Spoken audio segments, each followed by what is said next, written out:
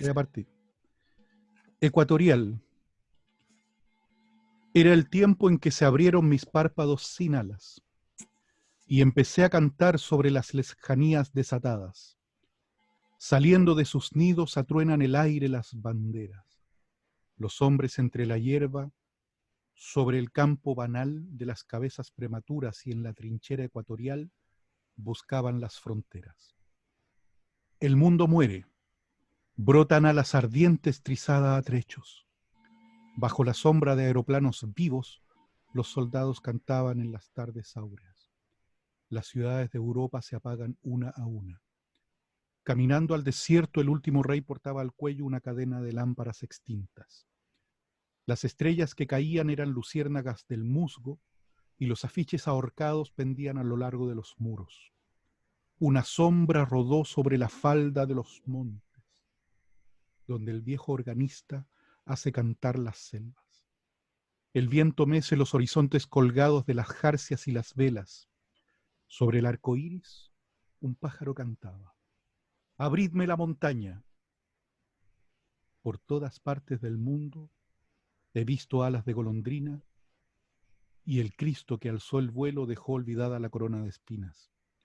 Sentados sobre paralelo, miremos nuestro tiempo. Así con Ecuatorial de Vicente Huidobro comenzamos este nuevo episodio de Lejanías Desatadas, esta vez con un invitado bastante especial y no menos importante, especial, interesante, desde Francia, fíjense, desde la provincia, el departamento de Ardèche, Sí, don Enrique Thierry Müller, ¿no?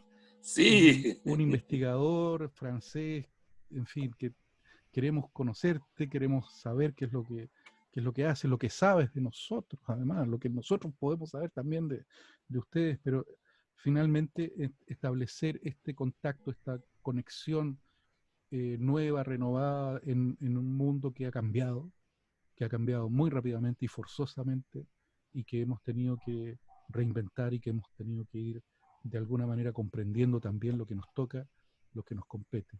Eh, Además, Sí. Huidobro tiene una gran presencia en Francia, ¿no? Porque él hizo parte de su vida ahí. Eh, ¿Cómo estás, Enrique? Sí. Sí, Hola, muy bien. Te agradezco mucho haberme acogido en tu programa porque me habló un amigo de otro amigo, así que el mundo es un pañuelo y de repente sí, pues se me abren puertas nuevas, otros aires venidos de muy lejos, que me recuerda el poema que tú acabas de leer, ¿no? Por supuesto. sí, Bueno, como te conté en mi carta, si puedo empezar un poco el tema, por es supuesto. que lo que sí me motivó para asistir, presenciar a tu programa, es que soy, como decírtelo, un fruto un poco especial de encuentros. En mi Mm. propia carne, pues se conjugan varias venas. Esto me recuerda un poco el libro de las venas abiertas de América Latina, De Eduardo de Galeano. Galeano, Sí, claro. solo que en mi cuerpo no corre sangre suramericana, ni tampoco norteamericana, nada de eso. Soy francés, pero de madre polaca y Ujú. afincado desde mucho tiempo en la frontera con Alemania. No te lo conté en la carta porque no tuve Ajá, el tiempo de exponerlo todo a fondo. por supuesto. Y lo que sí me aprendió mucha cosa es estar viviendo a diario en comunicación con pueblos tan distintos. Tan solo 12 kilómetros de mi pueblo había Alemania, había Luxemburgo, había Bélgica. Y mi madre y mi abuela me hablaban en polaco. Entonces, Mm. desde muy tempranito, pues empecé a entender que el otro era bonito, el otro era lindo, porque mi abuela era bastante rechoncha, ¿no? Tenía una carne bien prieta, una mujer antigua como no se estila actualmente, pero mi abuela me aportó un cariño tremendo, solo que no la entendía porque era polaca. Y entonces, desde siempre, tuve la sensación de que me faltaba algo y que tenía que ir hacia el otro para entenderle a través no solamente, por supuesto, de su idioma, de su lengua natal, sino de su historia. Y esto me salvó de ser un francés clásico, creo yo, un poco imbuido de sí mismo, porque Francia tiene la manía un poco de transmitir una imagen de un país siempre en el centro del mundo, el ombligo del mundo, cuando yo lo que pretendo es que estoy totalmente descentrado. A mí me encanta el haber nacido de sangres foráneas, extranjeras, porque me aportó cosas que no hubiera podido tener de haber nacido simplemente francés. Sí, Y esta sangre, tú sí, en la carta que me mandaste, hablabas de un concepto que a nosotros también nos hace bastante ruido, que es la otredad. Pero la otredad en Europa tiene un sentido y nosotros tuvimos que reinterpretar ese sentido porque en nuestra realidad la otredad es otra cosa. Entonces, me gustaría eh, que viéramos eso, porque la otredad allá en Europa es como esta separación de las fronteras de otros iguales que hablan otros idiomas, que tienen otras costumbres, pero que puedo ser amigo o enemigo, como sea, pero ahora, no sé, es una distancia de iguales otros, de otros iguales, digamos. ¿Mm? sí.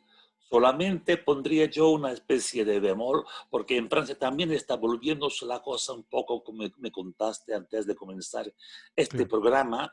Las fronteras se van volviendo internas, me explico. hay fronteras Antiguamente internas. hay fronteras, sí, que son fronteras que son bastante más duras a las que oponerse, sencillamente porque las fronteras están en nuestra mente, están en nuestro cotidiano.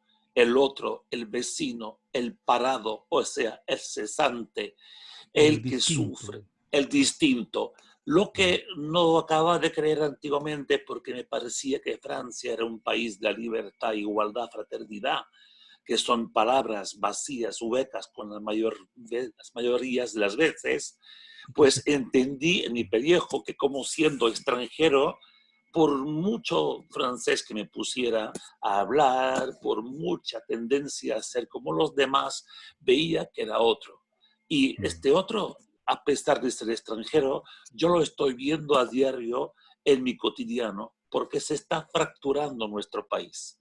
Y no va a ayudar nada, por supuesto, la fractura de tipo social, económica, cultural, incluso escolar, que se está planteando con el virus que está azotando a todo el mundo entero. a todo el Por mundo eso entero. que más que nunca creo que yo conozco bien Chile, te lo confesé, porque allí tengo un montón de amigos, hasta una madrina. La madrina de mi hija es de Muy bien. Maipú, comuna Eh, de Maipú. ¿En serio? Ay, qué Sí, sí, la impresionante. verdad.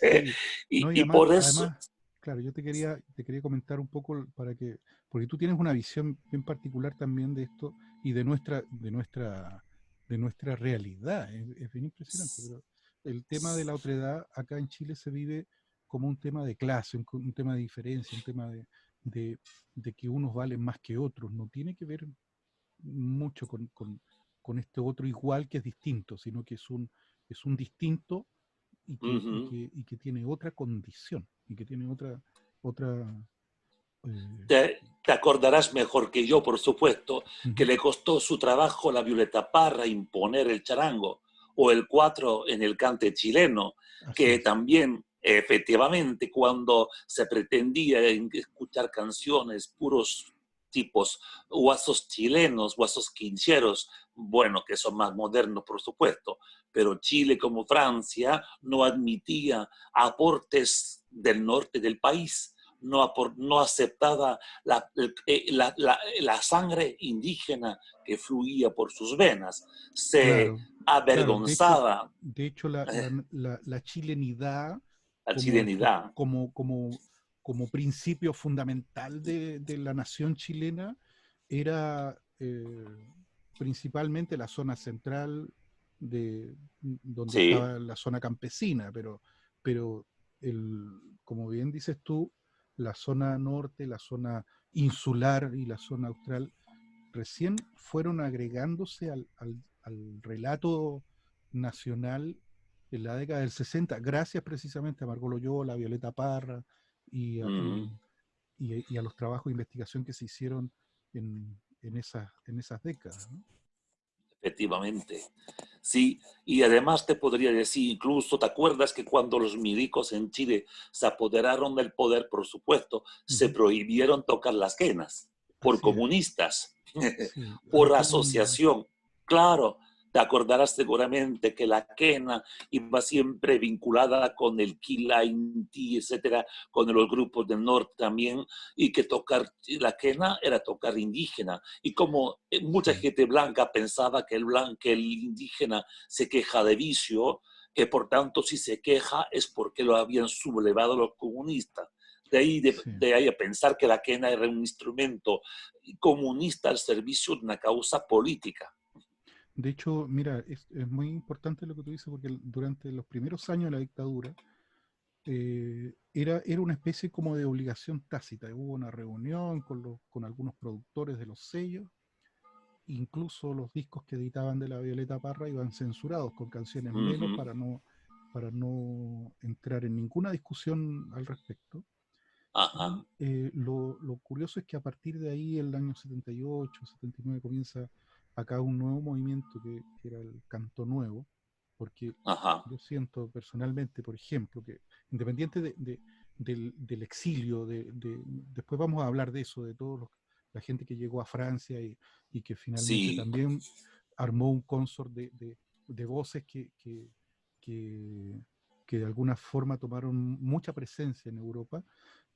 Acá en Chile hubo, para mí la nueva canción chilena murió con Víctor Jara. Lo que ocurrió después en el exilio es un segundo capítulo, que es otra cosa.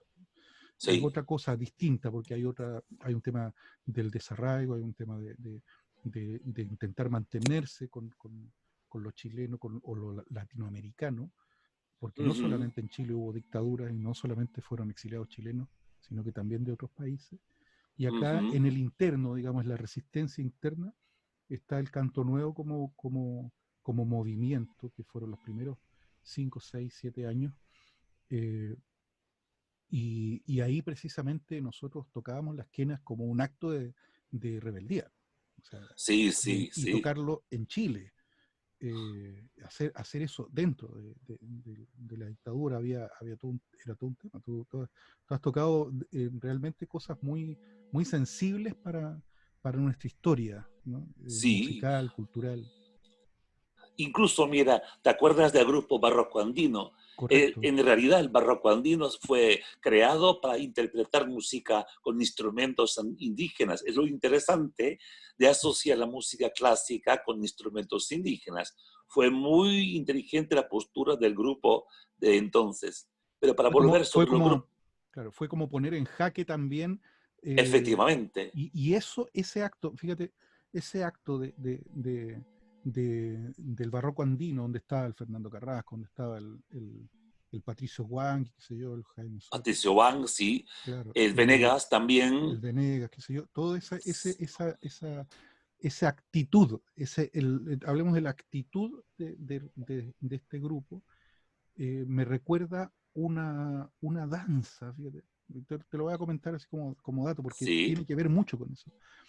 Una danza que se llama la danza de tijeras en Perú, donde Ah, sí, la conozco, la sí. conoces, sí, perfecto, mira, Sí, por la película de Soy Sigo Siendo de Corcuera. ajá, perfecto, mira, Ajá, el sentido, porque una vez llegaron acá estos bailarines de tijera a hacer una muestra en la Universidad de Chile, y, y la verdad es que yo los seguí hasta que logré conversar con ellos y que me dijeran de qué se trataba todo esto.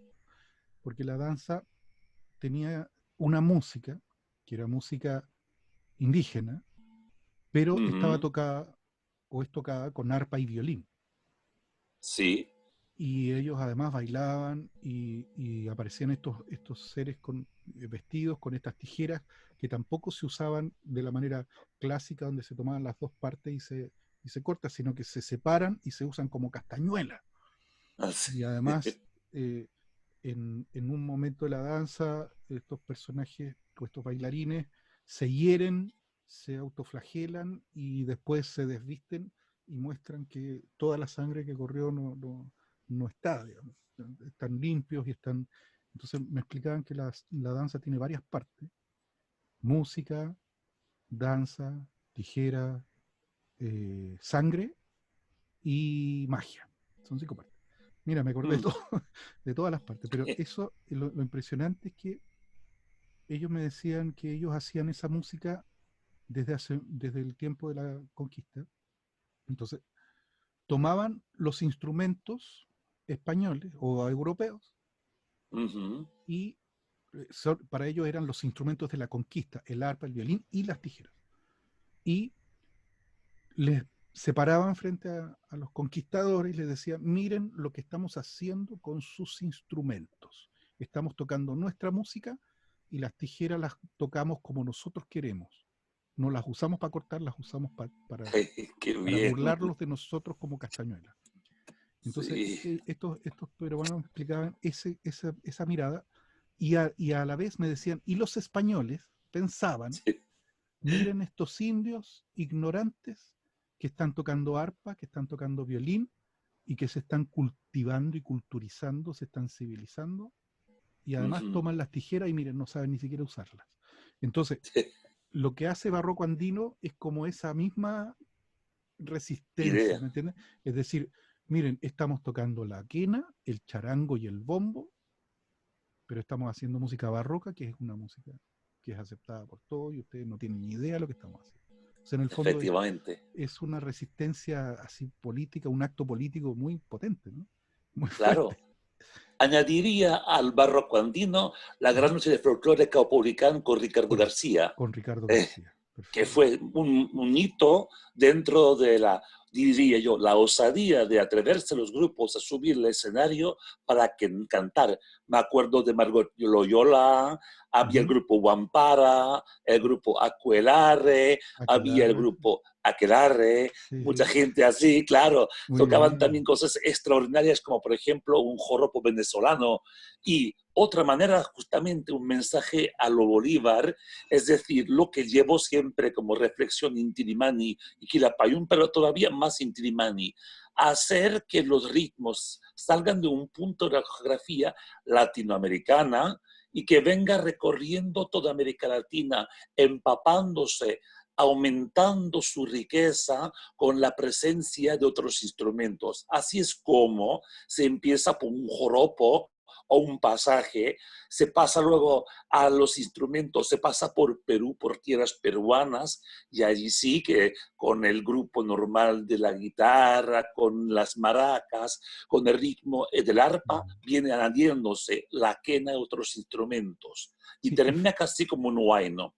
Es lo y que me interesa en la música de América Latina, muy bien. el mutuo Muy bien. aporte que hay entre los pueblos. Y justamente hay que romper las barreras. Por eso que una de las razones que si estoy presente esta noche, porque aquí en Francia, acá en Francia es la noche, Es la es que noche me de acá. gustó la idea de romper justamente nuestros límites y que me encanta la idea de encontrarnos, de que la música vaya recorriendo nuevas esferas y que vayan conociéndose la gente.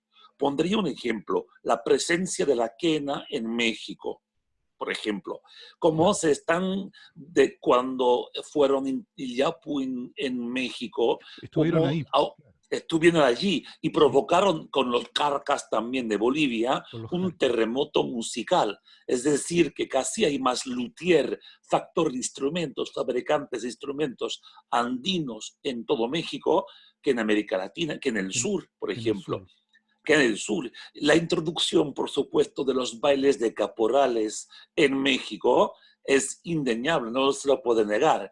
Por eso que lo mismo que se bajó desde el norte hacia el sur, cayendo aquel día en la música, recayendo en la música del grupo Wampara, cuando interpreta justamente La Llorona, que es un ritmo mexicano, por supuesto, pero que se viene andinizando de paso.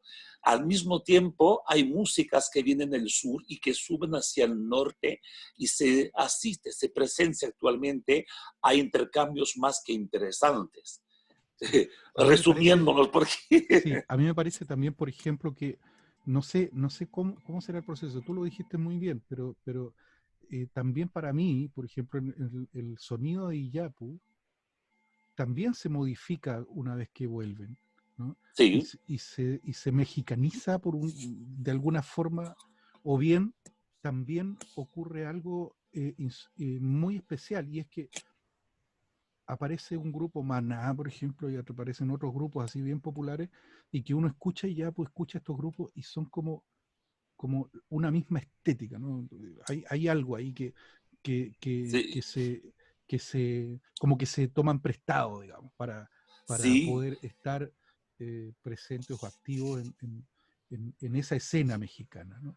Y Niyapu, pues diría que empezó antes que México, empezó con lo venezolano, con Mm, los golpes tucuyanos, por ejemplo, con los cantos sí, llaneros, que se sustituye el cuatro. También utiliza los marques del cuatro venezolano, pero en compañía de un par de quenas, que tiene un juego brillante, un toque brillante. Y luego, pasando por el exilio en Francia, porque no hay que olvidar que también vivieron en Francia, pero nunca se adaptaron como se adaptaron los Jaivas, por ejemplo, ya, en París. Y ellos correcto. se fueron por razones evidentes, es que no hay que tampoco desestimar eso, el mercado latinoamericano tenía más talleres de grabación, tenía más estudios para grabar discos en México que en otros sitios. Y Ahora, allí recibí, sí, efectivamente, hay también un aspecto monetario dentro de la manera de vivir de mucha gente reprochó, la que conoce un poco la música andina, reprochó al grupo el haber cambiado de aire no por razones de exilio, sino por comodidad de mm, vida. Pero bueno, no soy quien para juzgar a ningún grupo. Lo que me interesa es que Quillapu vuelve enriquecido con otros sonidos, como tú bien lo dijiste. mm. Ahora, una de las cosas que creo que sería muy interesante escuchar de tu parte es que nosotros tenemos un lado de la historia. Un lado de la Sí, historia tiene que ver con la experiencia de estos grupos, que acá son muy queridos, como Inti Illimani, Quilapayún, Ángel Parra, Isabel Parra, qué sé yo, Patricio Mans, eh, los calchaquíes. los Yo sé, calchicos, yo sé que los sí. calchaquíes son muy importantes para ti, ¿eh? pero, pero Bueno, no son. sí, una de las cosas que quiero saber o que te quiero preguntar es, independiente claro, esta realidad y todos los jaivas, todo lo que ocurrió con ellos, pero ¿qué es lo que pasó con Francia? ¿Qué es lo que pasó con Europa, con estos grupos? ¿Qué es lo que Ay, ocurre ahí en este impacto del encuentro de esta situación? te voy a explicar, lo voy a hacer lo más cortito posible porque esto podría tardar como 6 meses, pero bueno, te lo hago cortito. Pues la historia comienza ya con los románticos. La primera mención de la quena, la aparición de la quena en Francia, hay que remontar hasta 1842 en Francia, en París. Mm, Solo que es visto como una especie de ballet un poco salvaje y un poco mágico, un poco un trasunto de la versión de Jean-Jacques Rousseau del buen salvaje. Es decir, que cualquier cosa el que buen viene del salvaje. continente, claro, Mm, es buena porque es natural, porque la gente que toca, que baila, son, entre comillas, salvajes, pero que son buenos salvajes, muy salutarios, muy buenos para los franceses que viven una nueva industrialización. Por tanto, es un sueño romántico de lucha contra el malestar que está ganando la juventud rica, los hijos de papi que por supuesto se aburren porque los padres ganan mucho, ganan espuertas, millonadas, pero ellos están buscando una solución a su malestar. Van a África, pero como África es peligrosa, deciden ir a España y España se convierte en el África cercana. Pero también cuando llega a América Latina con los viajes de Humboldt, con los alemanes particularmente, el panorama sobre la realidad latinoamericana se va ensanchando y por tanto ya se asiste a algunos que otros espectáculos, pero aislados de instrumentos de tipo precolombinos. Cuando mejor arranca el fenómeno en Francia es con el ballet de Joaquín Pérez Fernández. Bueno, ya un poco antes, en el 40 y tanto, muchos actores por la Segunda Guerra Mundial se dieron a escapar, ¿no? Escaparon a refugiarse. Ellos dicen que para luchar contra el enemigo y no colaborar con los alemanes, muchos artistas, Louis Jouvet y otra gente famosa. Y esta gente pues está muy bien recibida, acogida por los medios intelectuales de América Latina, que siempre vieron a París como el centro de América Latina. Es una frase que no es una butad, es la frase del propio Julio Cortázar, que dijo que el corazón de América Latina está en París. Sencillamente se refería a él a que América Latina, pues como no teniendo centro por el caso de los exilios que se repetían, tenían que juntarse la gente de América Latina, tenía que encontrarse para intercambiar ideas. O ahí De teníamos igual manera, puestos los ojos como para poder hablar desde un claro, lugar, ¿no? claro, y no te olvides tampoco que Francia era visto como el mejor amigo de América Latina, sencillamente Ujú. porque Francia, atacando a España, pues desvió la atención de los españoles, pues captó la atención de los españoles sobre los franceses, en detrimento de América Latina. En mayores palabras, en palabras más cortas, Francia permitió que América Latina sintiera un alivio para que los soldados españoles, en vez de pelear en América Latina, pues pelearon contra los franceses en sus propias tierras. Mm. De ahí que justamente Francia siempre aparece como un país de exiliados, todos se encuentran. Además hay logias masónicas, igual que en Londres. Hay mucha gente, San Martín y otros, que pasan por Francia para poder empaparse, conocer la enciclopedia, los filósofos franceses. Y esto justamente hace de tal manera que los autores latinoamericanos, como Silvina Ocampo, Cortázar y muchos más todavía, que son famosísimos, a lo mejor algunos que otros han desaparecido y no han dejado muchas huellas, pero sí la mayoría, como Neruda, como por ejemplo la gente, el guatemalteco, Asturias, como por ejemplo Neruda, pasaron por Francia, los unos para combatir en España contra los nazis, ¿no? Es el caso, por ejemplo, de Neruda. Pero mucha gente se quedó en Francia como embajador, como intelectual. Y cuando le tocó a Francia vivir momentos malos, esta gente se refugió y los intelectuales latinoamericanos acogieron en su casa, en sus centros culturales, a los artistas y en particular a los traductores franceses que habían traducido sus obras en Francia. Y en particular te puedo citar el caso de Roger Caillois, que tradujo el canto general de Neruda. Pero hay más todavía, por supuesto. Entonces, ¿qué pasa? A partir del momento en el 40 y tanto, pues, se produce un movimiento de retorno cuando termina la guerra, de retorno hacia América, hacia Francia. Pero los artistas conocen a otros artistas. Ahí es cuando, justamente, en este momento preciso, cuando los primeros artistas de América Latina, que no son en realidad los primeros, el primero nació en Francia, era muy conocido porque es Gardel. Carlos Gardel nació en Tolosa, de madre seguramente española, y fue a radicar para siempre, a fincarse en Argentina. Claro, pero los otros, en, No vamos a hablar de las conspiraciones y las teorías al respecto, pero está bien. claro, pero por Sí, supuesto que hay no. tanto campaño que cortar ahí con Gardel, pero está bien, está Pero bien. citando en el orden, pues curiosamente, un país que jugó un papel muy importante fue Paraguay. Paraguay, Ya. con Ocampo, Silvina, con Cardoso y gente así, con los Ujú. padres de los músicos famosos, no por supuesto Pérez Cardoso. Y Claro. entonces Francia decidió llevarse a algunos que otros músicos paraguayos para interpretar música guaraní en los cabarets de París de la riba, como se llama, la riba izquierda del río Sena. Y entonces ahí sí que aparecen gente como Mm. los hermanos Cáceres, los cuatro guaraníes, grandes como guitarristas. Más tarde llegaría Digno García, mucha gente así. Esta gente, pues con sus arpas, con sus guitarras, como el folclore paraguayo era poco conocido en Francia, decidió ensanchar su repertorio musical a los temas argentinos. Por tanto, en el año Mm. 47 podemos decir que aparecen realmente grupos estructurados. El problema es que, como te dije, te acabo de contar, la música paraguaya no daba lo suficiente como para poder sustentar discos enteros. Hubo algunos que otros discos importantes, Dicha Dijana, Pájaro Campana, cosas así, Cascada, de otras cosas. Pero bien pronto estos grupos pues tuvieron que, para vivir, sobrevivir, tocar en otros cabarets de París. El más famoso de todos fue La Scala. La Scala Correcto. es casi un templo religioso en Francia y en América Latina, pero más tarde contaré por qué se convirtió en el centro de América Latina en Francia.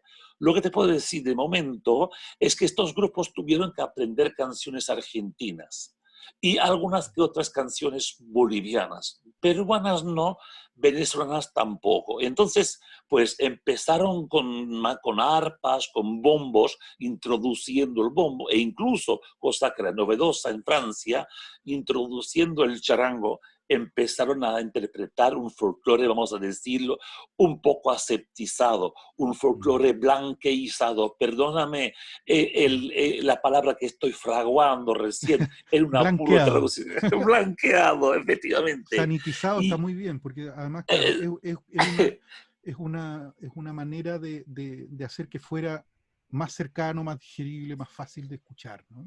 efectivamente, y esta gente justamente Mm. intenta dar una imagen paradisíaca, un poco como correspondería, un poco más politizado más tarde, pero podría ser los huesos quincheros en Mm. Chile.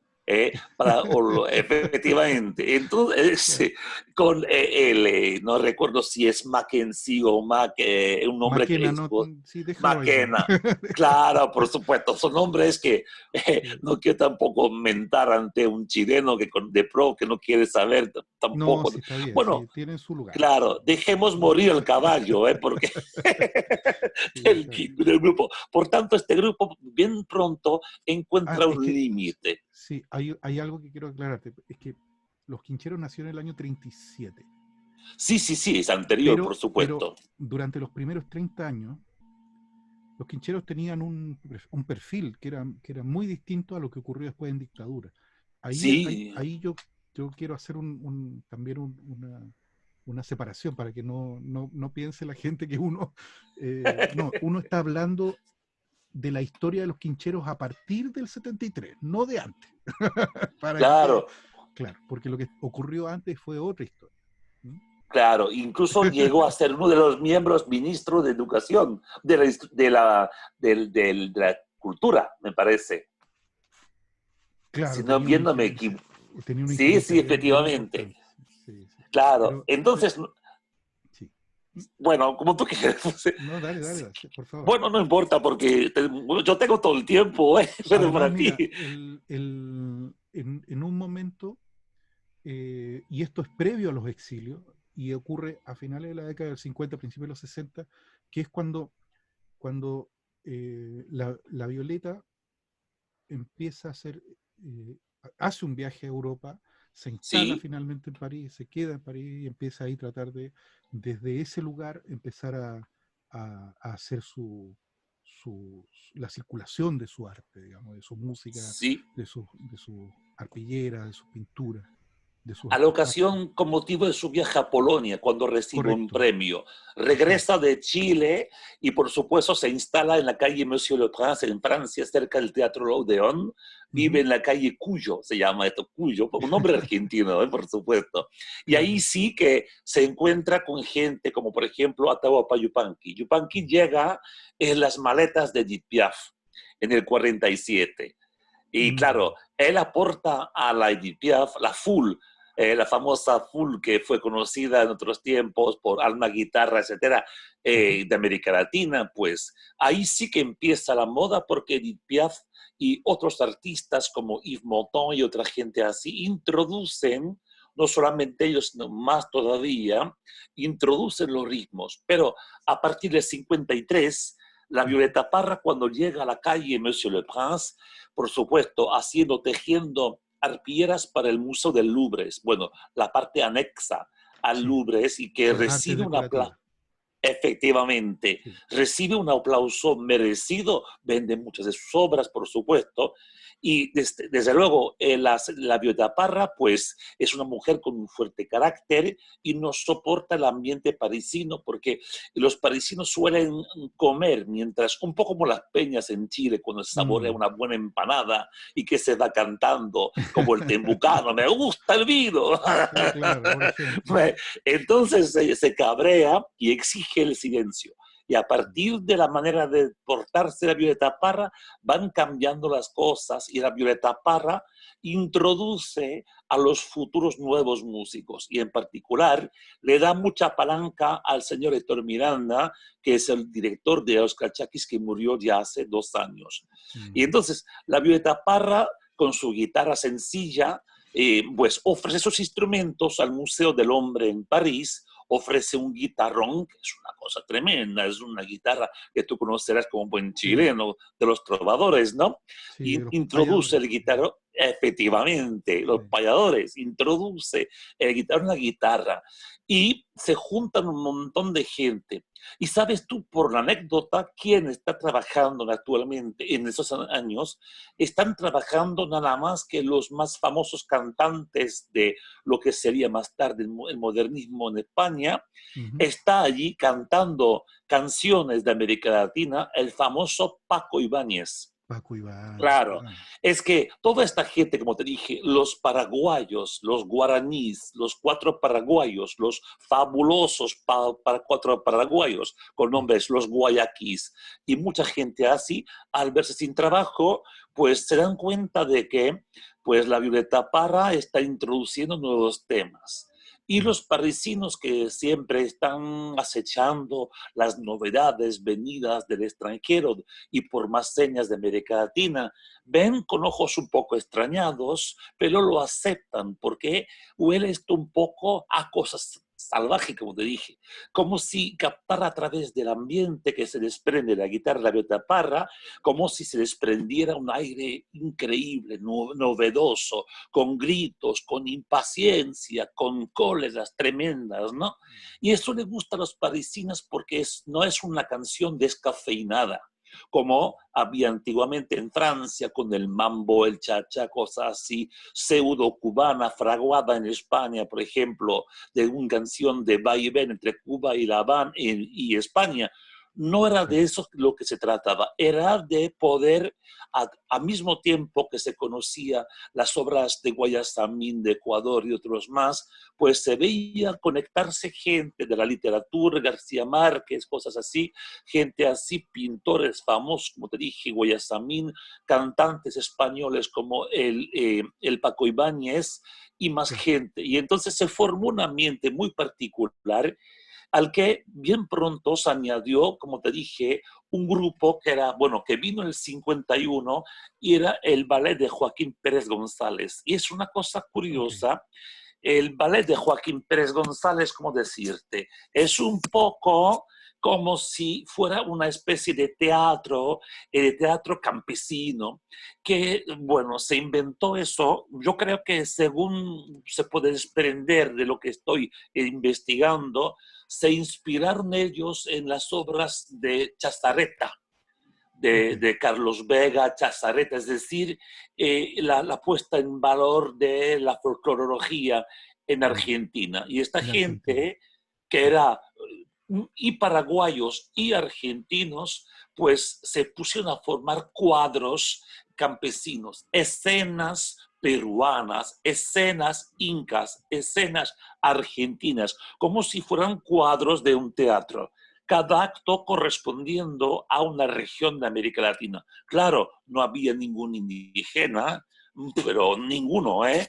Y la Ah, gente pues se pintaba la cara poniéndose, igual que en las películas yanquis, cuando el negro no es negro, sino sí, que es sí, blanco, o que el indígena es también blanco. Pues claro. te puedo contar que realmente era risible ver a esta gente bailando con mucho entusiasmo, pero bailando, por supuesto, cosas bien estetizadas, bien estéticas, de su visión bien particular del folclore argentino, visto por el tamiz de la intelectualidad francesa. Pero Mira, qué se interesante supieron, eso. muy importante. Efectivamente. Y a bordo del barco, pues, venía otra gente, futuros flautistas. Más tarde llegó Héctor Miranda, que era pintor, eran muchos pintores. Ujú, Y también vino auténticamente los primeros flautistas andinos en Francia. Los más de ellos no tenían nada de andino, eran argentinos, gente bastante rica, burgueses. El mayor quenista de Francia, que venía de Argentina, Carlos Bempot, por su nombre suena, como se ujú, dice allá en Argentina, el turco, claro, porque Cafrune es un turco, otro turco, claro, Luna es otro turco, claro. Jorge Falú es otro turco. Por Mm. turco se entiende cualquier gente que viene del actual Líbano y de la Siria actual. Y esta gente, la Líbano y Siria. casualidad quiso, efectivamente, la suerte quiso que se juntaran gente, venidos todos de una cuna lebana y Siria. Y el más famoso de todos fue Carlos Bempot, que era un hombre que se dedicaba a trajinar los barcos de competición para acercarlos a Finlandia. Y de Claro. Finlandia llegó en bicicleta hasta París, aprendió de camino a tocar la quena. Y fue el quenista oficial que aprendió con el Ricardo Galeazzi. El Ricardo Galeazzi es el primer en haber grabado en Francia, mucho antes que los incas oficiales de Jorge Misberg. En el 53 graba El Cóndor pasa, Ah, cosa que bien pocas personas saben, pero graba una versión bien suya y claro, y él forma con el Pempot, el conjunto, por supuesto, con venezolanos, porque te voy a contar luego, vendrán venezolanos y vendrán cubanos y colombianos. Bueno, mayormente los grupos son argentinos y los en ese flautistas periodo, en claro. ese periodo, efectivamente. De Mm. ahí que los incas, la mayoría de las veces, se componía de argentinos. Igual pasa con los cachaquis, con la notable excepción de Sergio Arriagada, que acaba de morir hace poco tiempo, que era un chileno. Y por Mm. supuesto, esta gente interpreta música de toda América Latina y sobre todo música andina. Salimos, por tanto, del ámbito puramente argentino, criollo, para entrar en la percepción más bien de Vega, Carlos Vega, del folclore norte argentino. Y empieza a introducir el tema de guaño, tema de cueca, de bailecito, pero norteños, por Correcto. supuesto. Claro, y unos a otros van formando un grupo que será famosísimo, ya que se trata nada menos que el grupo Los Incas, que con el tiempo volvería a llamarse Urubamba, con el nombre, con el apoyo de Paul Simon, de Simon y Garfunkel, Ujú. que instó a Jorge Milberg a grabar una versión del Cóndor Pasa. Y Por tanto, esta con letra, con letra. Y la letra escrita ya por él, claro. existía antes porque hay muchas obras de musicología en el Perú actualmente para rescatar las raíces auténticas del Condorpasa. Hay gente que incluso cree que son himnos españoles venidos o italianos venidos con los maristas y Mm. con los jesuitas Lo que que, fueron introducidos. Efectivamente, lo mucha que gente sí lo cree. tengo como el, la el antecedente de que forma parte, dice, bueno, el Cóndor Pasa tiene autor, según esta Sí, historia, Anaña de Robles. claro, y forma parte de una zarzuela peruana Ujú. Sí. de principios del siglo XX. Así que ahí después, es que lo interesante ahí es el modelo, cómo de pronto este compositor en este formato de zarzuela hace este teatro, digamos, de comedia y con música y musicalizado, eh, Eh, tomando elementos que precisamente vienen de los sonidos andinos y le da y hay mucha gente que cree sí. está convencida que Condor Pasa es una Es pieza com de el la tema es bien tradición. complejo, Es claro. complejo, claro, porque uno puede tomar algunos elementos y claro, puede ser también, puede ser Puede ser también, que se claro. haya basado en alguna melodía o como tú dices, que venga de otras latitudes y que de pronto se acerca, porque fíjate que dentro del universo de las zarzuelas hay mucho que hablar ahí, pero es interesante que esto llega a mediados después de la segunda mitad del siglo XIX y tienen una vigencia al menos en Chile hasta la década del 40 más o menos, donde Ajá. circulaban compañías, ¿no?, por todos lados, y las zarzuelas son piezas que duran 20 minutos, 15 minutos, 25 minutos, son obras cortas. Entonces en una Ujú. noche la misma compañía podía montar con 8 actores, 8 músicos o muy poca gente, 3 zarzuelas seguidas, y cuenta la historia de que una de estas compañías en la década del 40 hizo entre en 30 días 59 zarzuelas, ¿no?, en Jo, distintas escenas. Y tocó jo, no me casi digas. todos los días eh, hacía un espectáculo y tocaban dos o tres, o montaban dos o tres zarzuelas, y tocaron 59, en algunos casos 59 veces, Sí. varias veces la misma, pero y montaron 59 zarzuelas en ese periodo. Y Ajá. también está esta situación de la Violeta con Luis Arce, que Sí. ellos tenían una compañía y que viajaron al norte, y de ahí aparecen un montón de músicas de la Violeta, ¿cierto? Que compone, y que ellos también montaban estas, estas obritas de 15, 20 minutos, y hay un montón de eh, otros mitos alrededor de que ella era Violeta de Mayo, que ella, qué sé yo, Aparece el tema en la película de Atud, Violeta. ajá, sí, claro. El Violeta se fue a momento los cielos, sí. se fue a los cielos, efectivamente, es Aparecen interesante. ahí unas escenas que está bien. También Sí, yo hice un estudio respecto del casamiento de negros, de negros. Ajá. y resulta de que encontré que era un palo flamenco. ¿Sabes tú que cantaba flamenco con Ujú, su hermana Hilda, la Violeta Parra? correcto. En esta Efectivamente. compañía. Entonces, yo creo que ahí había algo, hay algo que se va cruzando, y que lo que tú relatas es muy intenso, y muy importante además, porque uno tiene la falsa noción de que el exilio fue el que provoca una escena, ¿no? Ah, Bueno, sí provocó una escena, sí, sí, sí, pero sí. esa escena fue gracias a la construcción previa, ¿cierto?, de esa escena por parte de todos estos músicos que tú has nombrado, y artistas que llegaron desde Atahualpa Yupanqui, Violeta Parra, Margot Loyola, y Sergio Arriagada, que sé yo, Héctor Sí, Miranda, que son los Héctor Carlos Miranda, Del efectivamente. Pot, y que llegaron, y que le dieron eh, un, un- consolidaron una escena, ¿no? Sí, sí. Pero insisto en que pues el centro, el templo religioso, entre comillas, por Ujú. supuesto, fueron el Papagayo, el Candelario y el grupo en La Scala en París. En París. Allí sí, llegó a ser los dueños de La Scala tardíamente, el Ujú. grupo que iba a ser famosísimo en Francia, en buena parte del mundo, el conjunto Machucambos. Estas son Machucam. las machucambos. Los machucambos son los introductores en Francia de la bamba, la Ah, versión que se conoce, no la versión de Santana ni cosa que se parezca, ni de a claro. poco de Richie Valente, ni los Lobos, no, no tiene nada que ver. Pero es interesante que ellos, Buscarla pues, para contratan. a ver si lo podemos encontrar acá.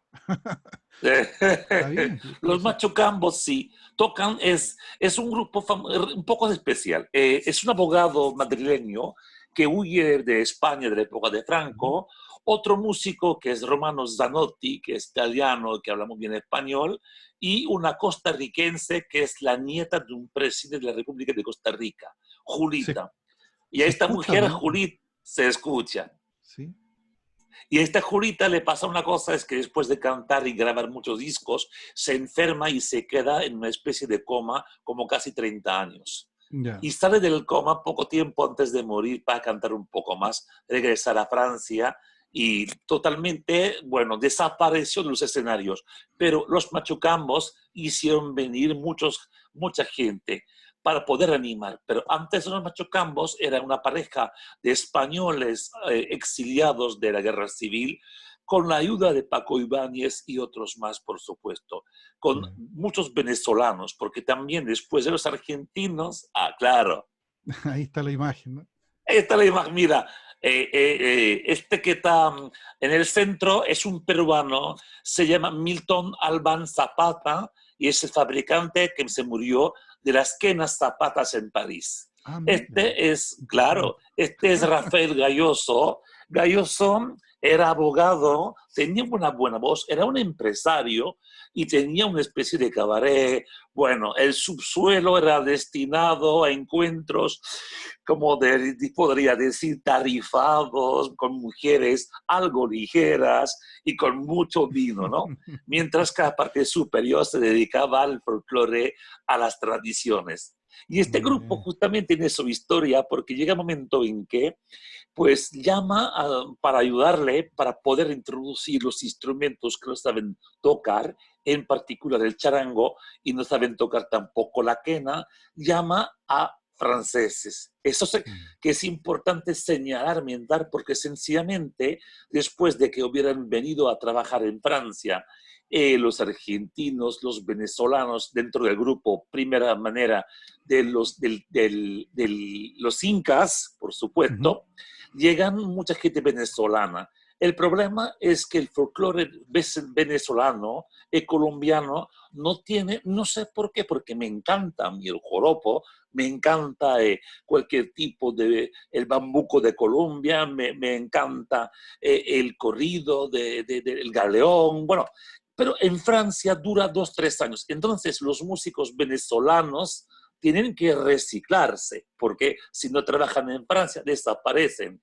De ahí que se juntan en los grupos andinos, pseudo-andinos, que son venezolanos. El más famoso de todos es Carlos Guerra. El Carlos Guerra, porque son dos. El Carlos Guerra es un instrumento increíble e interpreta como un dios el cuatro venezolano.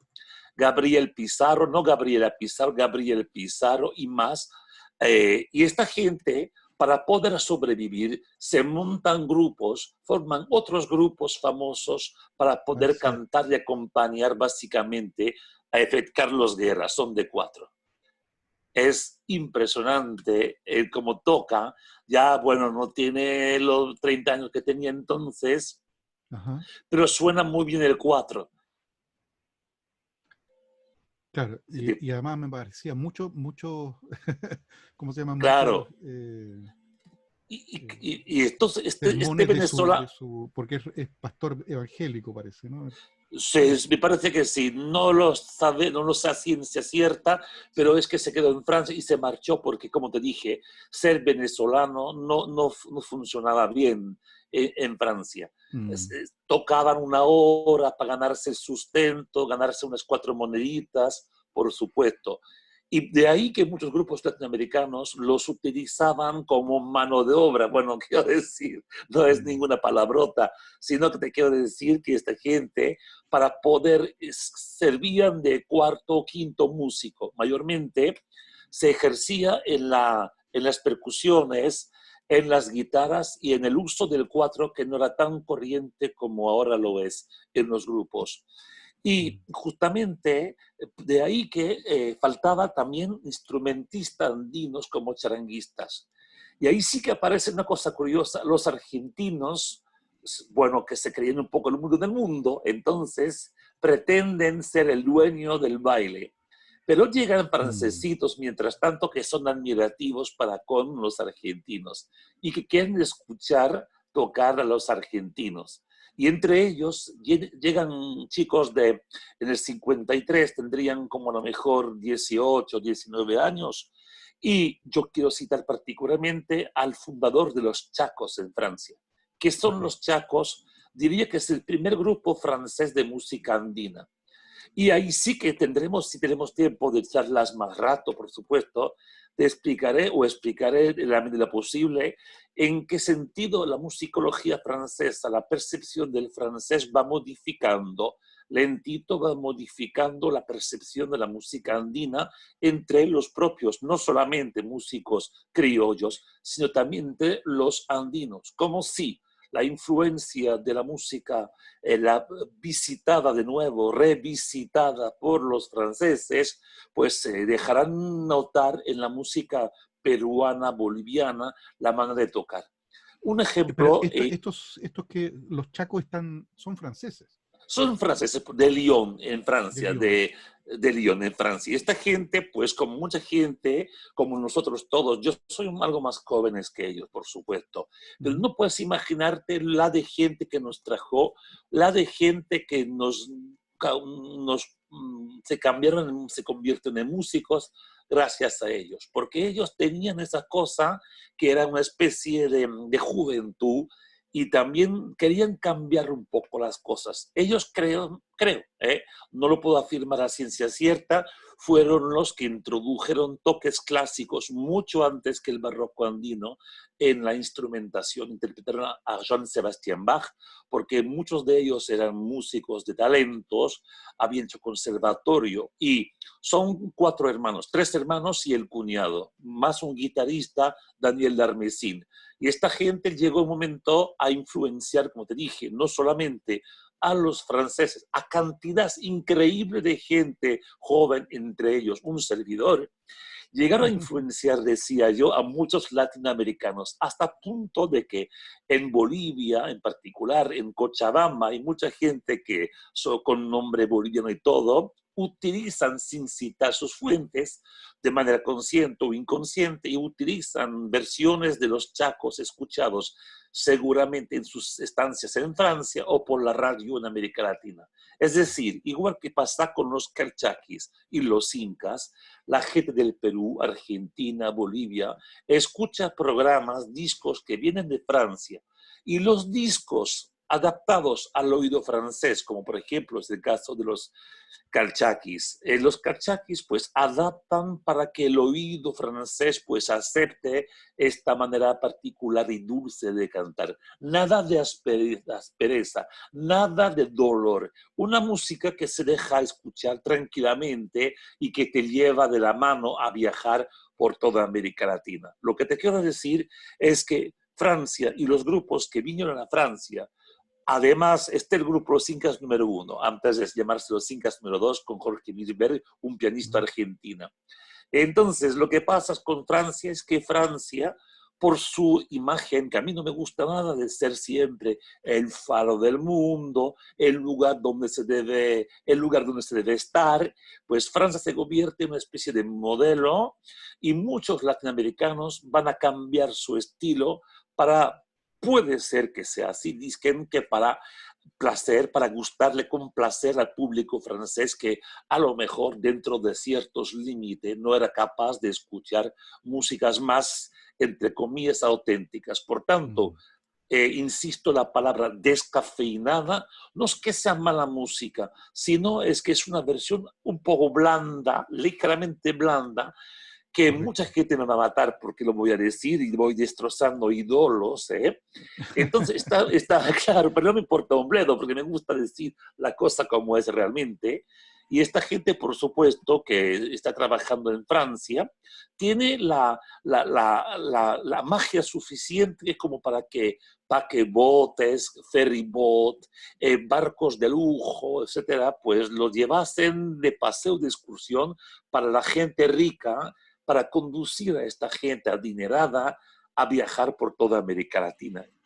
Por tanto, la paradoja quiere que son músicos argentinos que habían aprendido su música en Francia, casi porque eran argentinos, y que habían sido influenciados por ballets folclóricos, pero teatralizados de Argentina. En Francia intentan ser más auténticos y forman discípulos.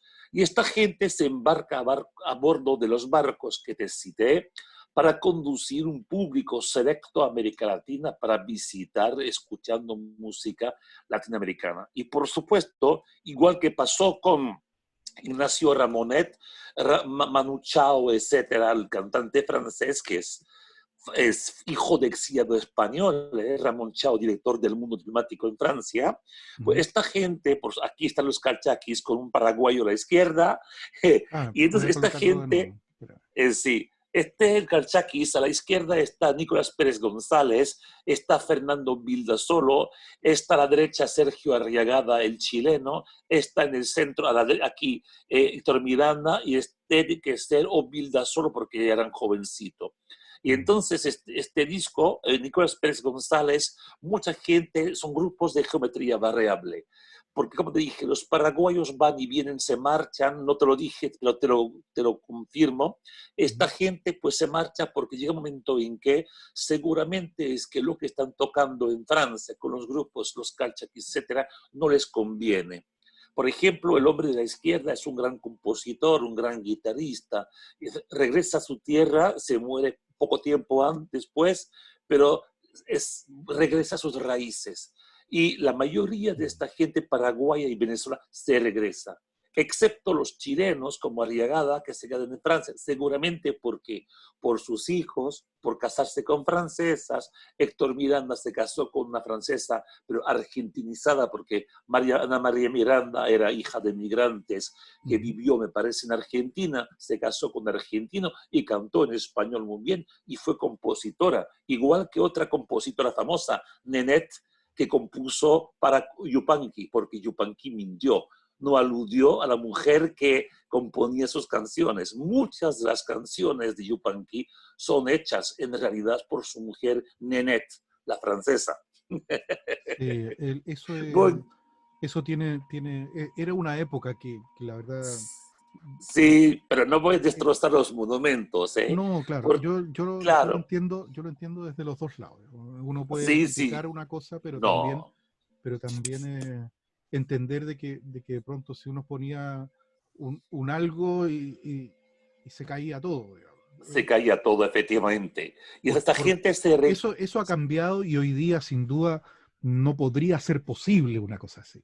O sea, No, no podría. no podría, por un lado ético, pero también porque nadie lo va a aceptar. Entonces, Sí. nadie lo va a Y aceptar. a propósito de los calchaquis, justamente lo suyo, y es interesante porque es buena música. No todo me Sí, gusta. Hay discos que aborrezco, por ejemplo, porque son realmente ya, flojos. Pero los claro. hay interesantes porque ellos van juntando instrumentos que no tenían por qué estar juntos. Un Mm, ejemplo, hasta que los calchaquis y algunos grupos que están afincados en Francia decidiera mezclar la quena con la zampoña. No existía la mezcla zampoña y quena en el Perú, es en que hoy Bolivia. día es lo uno en lo otro, incluso en las prácticas más tradicionales en los pueblos. O sea, si uno va a un pueblo, no Efectivamente. escucha la mezcla, escucha uno o el otro. O el otro, efectivamente. Claro. Ahora, mira, los carcas, por ejemplo, es evidente que el juego de las quenas, quenachos, malta, chuli, toyo, Claro. etcétera, bueno, hacen buenas migas. Pero otro caso, por ejemplo, raro e incluso si se mira de más cerca, un poco chocante. Tú conocerás la canción, que es una guaraña muy triste, que se llama Reservista, Reservista Purajay, en guaraní, que es una canción doliente que cuenta las tristes suerte de los soldados debidos muertos por Ujú, la guerra del Gran Chaco entre correcto. Bolivia y en el 30 y tanto, 36 me parece, porque no tengo todo al alcance de la mano, de Purajay. Entonces, los cachaquis quitan las letras porque arreglan como les da la gana, con frecuencia, bajo la batuta férrea bastante del Héctor Miranda. Héctor Miranda, el grupo, decide quitar las letras, que es bien bonita, y se limita a poner una Solo tarca. la música. La Claro, música, ahora, el arpa y la tarca, cosa curiosa, porque sí. la tarca o anata se toca en Bolivia, pero poner en una música paraguaya un instrumento boliviano, había que hacerlo, porque te acuerdas tú que cómo Del pasó en blanqueamiento, Chile, claro. Yo, cómo pasó exactamente. con los peruanos en Chile hace poco tiempo, el odio que se tenían mutuamente era cosa de ver realmente. Mm. Entonces, poner una tarca que se interpreta como un pinquillo argentino, no pingullo, sino pinquillo argentino, había que hacerlo. También la Claro. manera de introducir un nuevo tipo de bombo más cortito, adaptable y para poder Transportarlo, digamos. movilizarlo efectivamente. Mm. Y también el uso por razones, bueno, del pinquillo con la quena. El pinquillo sí que se utiliza en Argentina. La mayor prueba es que el gordo, que era el nombre afectuoso de el que se murió de los, todos murieron de todos modos, de los fronterizos. Ah, Gerardo, no recuerdo, bueno, se me fue el cielo. Él sí. tocaba de vez en cuando el pinquillo. ¿eh? Tenía una voz tremenda, pero siempre que quería tocar música andina agarraba un pinquillo, cosa que es normal en la parte norteña, porque no había en toda parte, no había siempre quenas, al contrario de lo que se afirma, no había quenas en todos Mm. los lugares. En todos los Pues lugares. Sí, claro, yo estoy recordando la anécdota también de la grabación del repertorio de Violeta Parra sí, durante una de sus estadías entre el 61 y el 64, cuando sí, graba lo que después tomó forma como el disco póstumo de las canciones encontradas en París del año 71. Entonces, estoy recordando que en ese disco participaron varios de los los Calchaquíes. cachaquis. Sí, Sí, sí. sí. Héctor Miranda participó. Ujú, Es que Héctor Miranda, pues por supuesto, fue el inicio, era pintor, como te dije, y cantaba a dúo con su mujer, Ana María Miranda, para ujú, ganarse sustento, porque no se correcto. vivía muy bien de la pintura, me parece entonces. Y claro, y faltaba un quenista, y ahí sí que surgieron quenistas, no solamente argentinos, sino también francesas. Por ejemplo, Joel Peri, un francés, pero también un famoso quenista que se llama Guillermo de la Roca, que Ujú. en realidad es Guillaume de la Roche, un puro francés que se tomó un nombre español para tocar. Para poder Y tocar. claro, son franceses que tocan música andina y al principio, cuando escribía Héctor Miranda, me decía que los franceses no tienen el sentido de ritmo como los argentinos, pero él, mientras tanto, por lo bajini, utilizaba quenistas que pagaban muy mal seguramente, que integraba al grupo Calchaquis. Y en cuanto encontraba otro quenista más auténticamente argentino, expulsaba seguramente al maldito francés de turno que venía a trabajar en Que la estaba tratando grabación. de sintonizarse con ellos, digamos. Bailar. Efectivamente. Y la Violeta Parra recibe, por decirte que recibe en su casa, que está en París, en su taller, recibe a Héctor Miranda. Mucha gente pretende que muchas Mm, cosas, pero no quiero entrar en la materia. Lo que sí sí. es evidente que la Violeta Parra, y se hace esto a través de una pintora argentina, según recuerdo, mexicano, recuerdo bien, que presenta el uno al otro. Y por tanto, Héctor Miranda, pues entonces siente una admiración que creo que es real. ¿eh? Y Héctor Miranda graba temas en el taller de pintura de Violeta Parra. Y Violeta Parra, pues ahí graba canciones de a lo poeta, a lo divino, canto lo divino y canto a lo humano. Sí. Y es un disco doble que publica la marca Harmonia Mundi en Francia en el año 63, me parece, un poco antes, un poco antes. Y Ya, Héctor espérate, ¿cómo? Miranda, Armonia Mundi. Harmonia Mundi, pero bueno, no es la primera versión, porque también graba para la marca sello Arion, A-R-I-O-N, que el sello Arion, Sí, Harmonia Mundi, el Harmonia Mundi, sí, Violeta Parra, pero con H. sí, ahí Violeta está. Parra mira Harmonia, efectivamente. Y la casa, mejor que Harmonia Mundi, es la casa Arion, A-R-I-O-N, que graba muchos discos de los Calchaquis. Arion era Ujú, una submarca de la casa Barclay. La casa Barclay famosa que sí, sí. grababa Johnny Hallyday, mucha gente así en Francia, rockeros.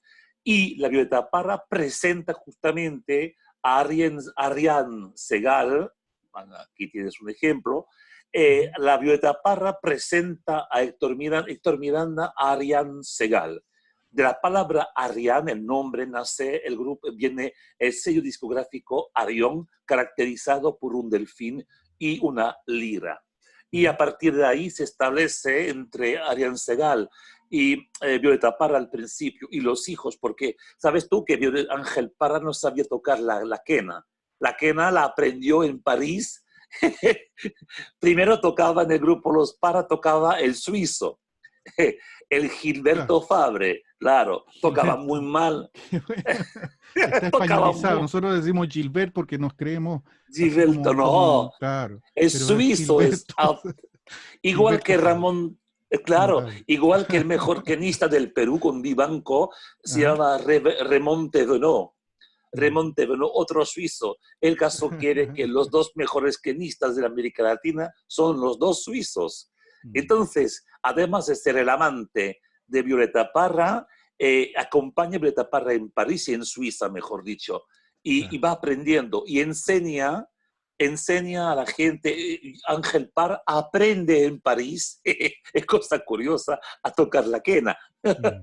Muy bien. Porque sabe, porque huele. Mira, este disco Arión, como te dije, se Ujú. ve la especie de lira arriba, el Correcto. sello, el Ahí. colector, efectivamente.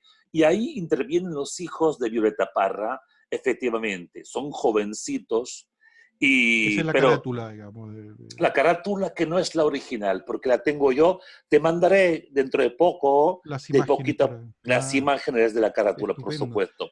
Oye, Y entonces, Enrique, la verdad ha sido sí, un recorrido, pero súper ilustrativo. No hemos llegado al exilio.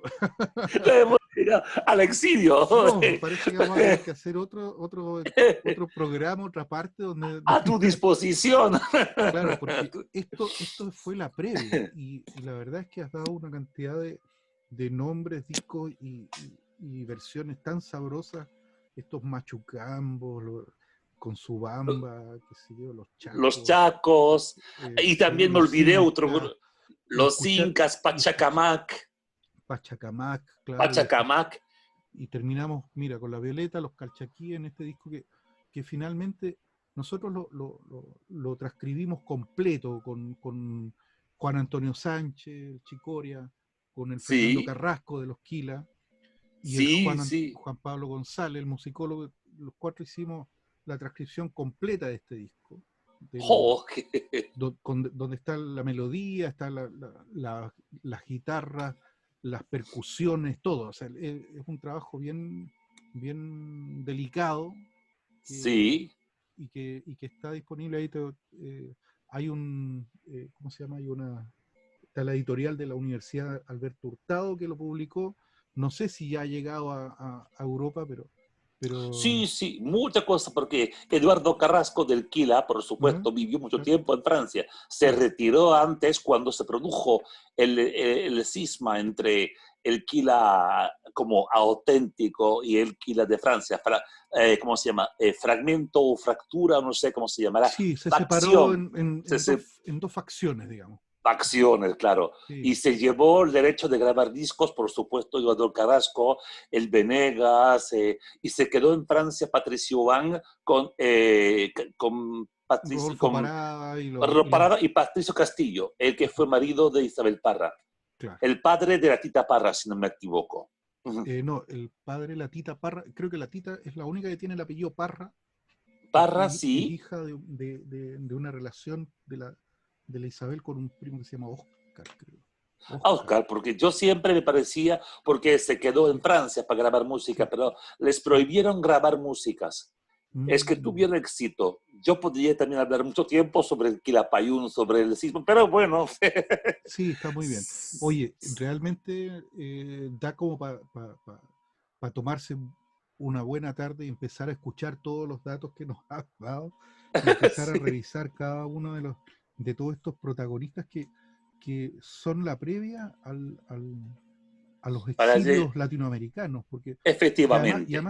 me parece súper interesante tu observación de que eran burgueses, digamos, o gente Sí, que finalmente podía viajar, podía sí. instalarse, podía trabajar, qué sé yo, Sí, sí, particularmente los argentinos.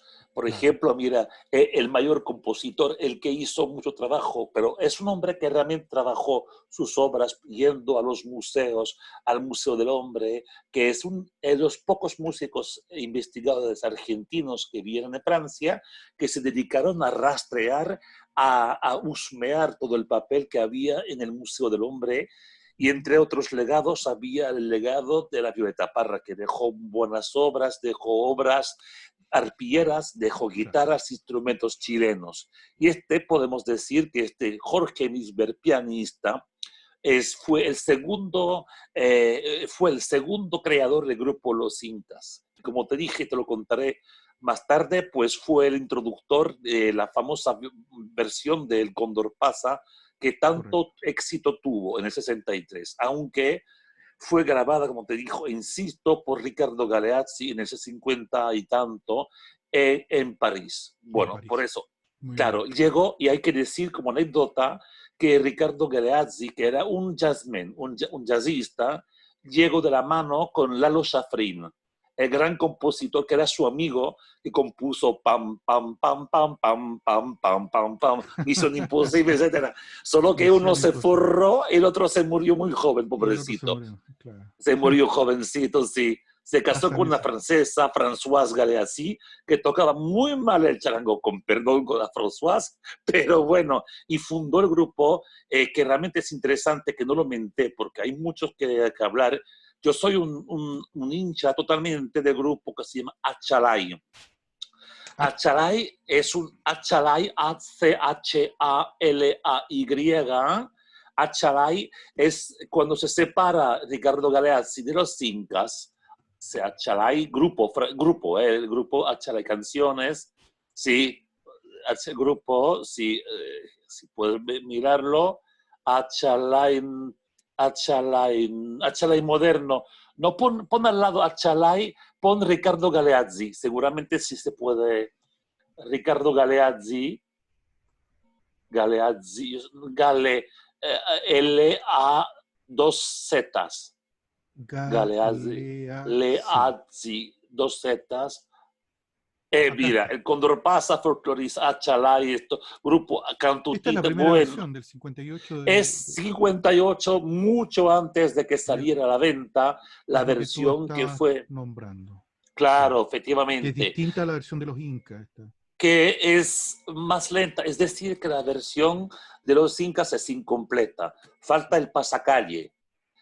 Por tanto, hay pocas versiones que se publicaron en el mundo auténticamente peruanas. Creo que casi ninguna hasta 60 y pico. Y fue Gerard Kremer, un gran ingeniero de técnica del sonido, que se fue a recorrer América Latina para vivir de sus fotografías. Y sin quererlo, me parece, pues para ilustrar las fotografías que él traía desde América Latina, que se llevaba, pues decidió introducir música del grupos peruanos y grabó en directo. Entre otros, grabó a Emilio Ceballo, Pepe Torres, mucha gente así famosa del Perú, gran guitarrista, y también grabó sin el nombre el grupo Rupay de Bolivia. Y esta gente, por supuesto, y la meta del Galeazzi se separó de los Incas porque quería tocar algo más auténtico y también quería componer músicas. Entonces, puede ser que no pudiera funcionar entre ellos dos, los dos quenistas, la osmosis que había en un primer tiempo. Hicieron como 4 o 5 discos, desafortunadamente, como el tiempo de la música andina iba pasando rápidamente y venía la moda de África y se acababa la moda de América Latina, pues llegó a tener que tocar únicamente jazz para poder sobrevivir en los cabarets parisinos y se murió a los 60 y tantos años. Y realmente me sacó el sombrero ante el juego sin par de Ricardo Galeazzi. Me encanta. Y allí entraron como a Maldonado, otro guitarrista argentino, arpistas, mucha gente pasó por el grupo, toda la gente de quenista, charanguista, argentina, peruana, pasó por este grupo. Pero este grupo no tuvo... Acá están los nombres, mira.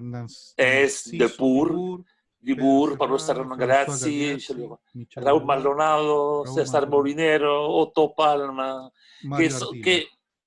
efectivamente, y más todavía. Y como te dije, tocaba con con Carlos Benpot, que aparece el nombre Carlos Benpot, claro, Carlos Benpot, que Rivero, Narciso. Rivero, que era de Bur, era venezolano y tocaba, el Riveros era venezolano, toca la guitarra.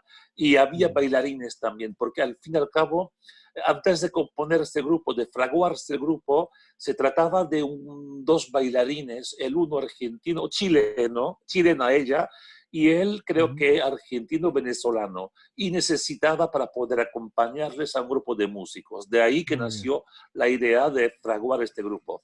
Y una última precisión, el primer libro que se compuso en Francia sobre el tema de la investigación de estos instrumentos conocidos se llama en francés Música de los Incas y sus supervivencias. Fue escrito a dos manos por Raúl y Marguerite Darcourt y se encuentra en Glöckner. Es un libro famoso en 2 tomos. El primer tomo es la historia de investigaciones, partituras, etcétera, de la música recogida en la cordillera de los Andes, mientras que el segundo tomo presenta fotografías, láminas grabadas, fotografiadas por la pareja de investigadores franceses. Repito el nombre, Marguerite Darcourt, Margarita Darcourt y Raúl Darcourt, su marido. Y también hicieron otras investigaciones sobre los tejidos chancas, paracas del Perú y también sobre la alfarería peruana en el año 25-30. Muy bien. Oye, Enrique, de verdad que te agradezco muchísimo esta conversación. Hemos derrumbado varios mitos entre medio y además puesto nuestras observaciones. En fin, tú tienes un conocimiento realmente vasto, sorprendente, maravilloso saberlo y además que estamos tan conectados. O sea, tu madrina, tu comadre, ¿no? La madrina de mi hija es chilena de Es Maipú. chilena, imagínate. Sí, Entonces, porque toqué con un grupo chileno, Alimapú, en Francia, cuando el exilio, y ajá. mi hermano, mi hermano, se llama Jorge Martínez Flores y interpreta con un uruguayo en un grupo que se llama Trobar Mestizo, interpreta música y en particular salió un disco que se llama Cuequerías. Son cuecas y anticuecas. Ya. Doy Y el esto está nombre y acá. él te lo quiero presentar un día a distancia. Puedo decir, todos los amigos les convido a conocerle, compuso obras teatrales, música para el teatro Acá está chileno. la cuequería número 8 de Trobar Mestizo. Jorge, mi hermano, es el de la izquierda, es mi hermano. Su papá fue mi papá. Ah, Y su mamá impresionante. se convirtió, su mamá se convirtió en la madrina de mi hija, la primera, la Ya, Alejandra. Y por tanto le estupendo. debo mucho, mucho a los chilenos. Y él me enseñó a cantar como el temucano. Me gusta el agua cuando corre puro y cristalino, pero más me Por la gusta el madre tierra. vino, la madre Claro, tierra. claro. Muy bien, Y Enrique. los Oye, guatones y los pelados son buena todo, gente. todo, claro. Pero hay uno solo nomás, uno solo. Uno solo, efectivamente. Y no. Oye, Enrique, te mando un abrazo gigante y aquí con tu hermano, Jorge Sí, Martínez Flores. Flores, Vamos a ir efectivamente. despidiéndonos entonces y ojalá que en un, en un tiempo más podamos conversar ya de la otra parte que Ojalá. quedó pendiente. Queda pero, mucho pero todavía. claro, pero de verdad que eres una biblioteca enorme. Mira, a mi papá le tenían un dicho, porque mi papá era un tipo que no tenía que ver con el arte, era un analista de sistemas computacionales, él trabajaba en la Sí. Endesa, pero era un tipo reculto, fíjate, Sí.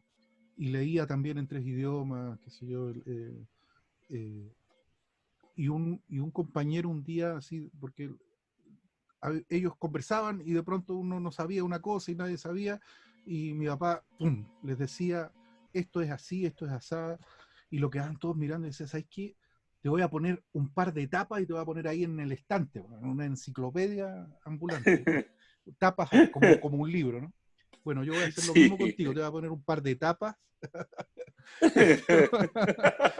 te voy a colocar ahí en el Gracias, estante. bueno. Entonces, cuando tenga alguna duda, voy a sacar ese libro y te voy a llamar. No, no me encuadernes, por favor, ¿eh? Así que no, muy bien, muy bien. Muchísimas gracias a Encantadísimo, ti. la verdad, feliz y encantadísimo de conocerte, de saber que existen personas como tú que están preocupadas de la historia, de tener el material, de conocer a la gente, de saber y de atar cabos y finalmente fascinarse con la diferencia, fascinarse con la diversidad. Somos todos eh, habitantes de un planeta, pero todos tenemos una distinción, una característica que nos define y que por eso somos como somos. Digamos. Yo creo que Muchísimas gracias. al mundo le hace falta, de verdad, aceptar la diversidad ya de una manera absolutamente libre, limpia, pura, sin máscaras. Estamos en un tiempo en que tenemos que comunicarnos de la manera más honesta y transparente posible, porque yo siento, fíjate, que no podemos volver a lo mismo de antes. No, no, no No puede ser, podemos no volver, puede volver. tenemos la oportunidad de hacer de este mundo de verdad algo soñado y algo distinto, y independiente de toda la dificultad que estamos viviendo globalmente. Tenemos que darnos una oportunidad nueva, y en esa oportunidad nueva ahí estamos realmente tratando de tomarla con toda la fuerza, con toda la energía y con toda la creatividad y el amor que podamos traspasarnos a pesar de toda esta distancia y estas Ujú. conexiones virtuales, ¿no? Pero que han unido al mundo finalmente. Hemos tenido esta oportunidad maravillosa de poder conversar y de poder conocernos. Muchísimas gracias, Ociel. Así que te agradezco muchísimo esto y nada, hasta aquí llega este capítulo maravilloso con Enrique, y vamos a ver si en el futuro podemos juntarnos otra vez y hablar así sin límites, sin temporalidades, otra vez con Enrique Thierry Miller.